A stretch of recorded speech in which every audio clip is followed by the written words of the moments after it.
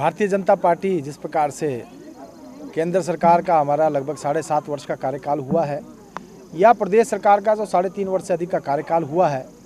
और अपनी उपलब्धियों को लेकर हम जनता के बीच में जा रहे हैं और हमें खुशी होती है कि आज प्रदेश का शायद ही कोई ऐसा परिवार बचा हो जिसको कि किसी न किसी रूप में केंद्र या प्रदेश सरकार की योजनाओं का लाभ ना मिला हो। जहाँ तक बात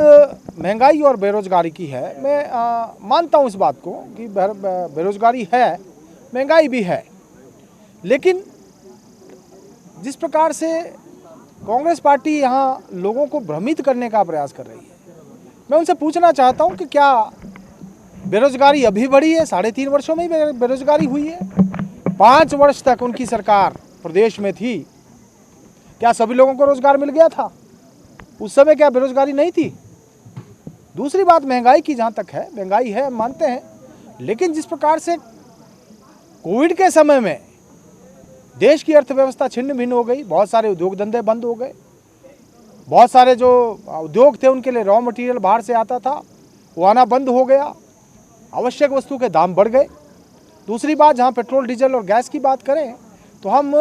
विदेशों से आयात करते हैं और हम ये जानते हैं कि जब वैश्विक स्तर के ऊपर दाम घटते हैं तो यहाँ भी दाम घट जाते हैं,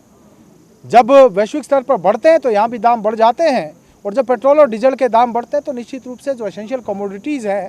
सभी के भाव बढ़ जाते हैं। दूसरी बात, जिस प्रकार से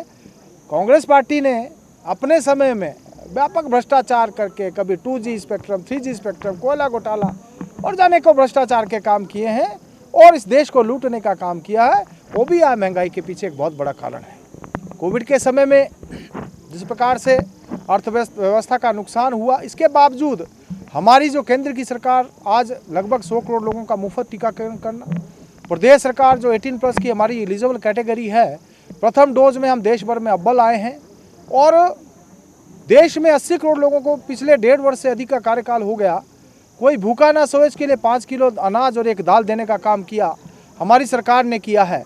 और इसी प्रकार से प्रदेश की सरकार ने भी सुनिश्चित किया है कि चाहे टीकाकरण की बात हो या फिर कोविड से लड़ने के लिए जो आवश्यक वस्तुएं हैं उसमें चाहे ऑक्सीजन की बात हो, वेंटिलेटर्स की बात हो, चाहे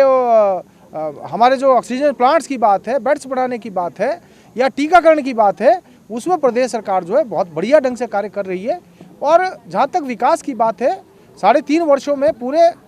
हिमाचल प्रदेश का 68 के 68 विधानसभा क्षेत्रों में मैं कहना चाहूँगा कि विकास की भी एक नई इबारत लिखी गई है।